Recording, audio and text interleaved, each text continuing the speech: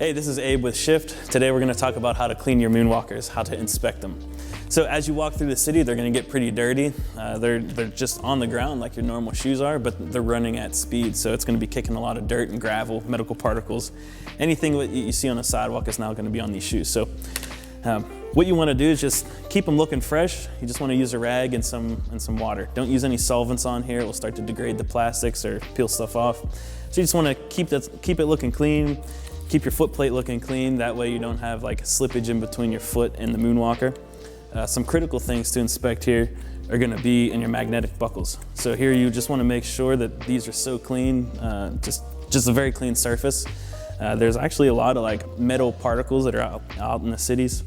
So you just want to brush these off so it doesn't affect the clamping force of these clips here. The next thing you're going to want to do is look at all the areas where the wheels come to the foot plate. Just make sure there's nothing stuck in here. Sometimes you get some like leaves or small sticks, things like that. Just pull those out with some tweezers or pliers, anything like that. Then you want to look underneath of the shoe. So what's happening in between the wheels and the gearbox? There might be some particles stuck in here. You just want to clean those out. You could use screwdriver, pliers. Maybe you want to use some compressed air, clean some stuff out. And that's about it for looking underneath of here in the gearbox section. Then you're going to want to go up to the toe.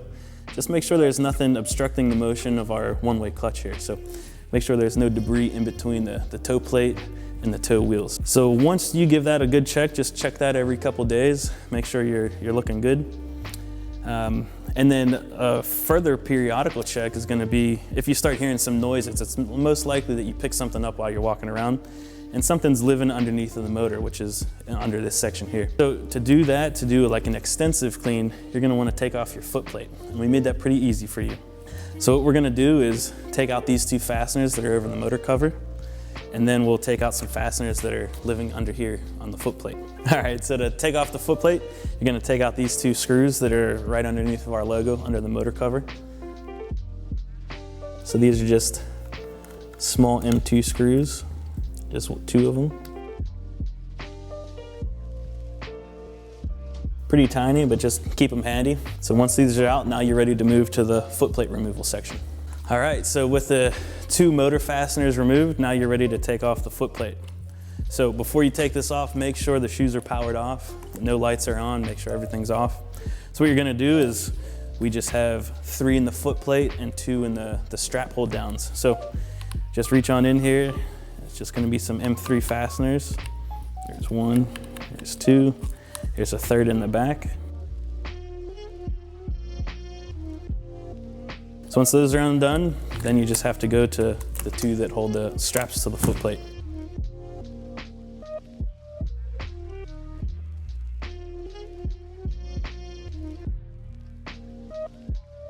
So with those done, now you could just lift up your foot plate here.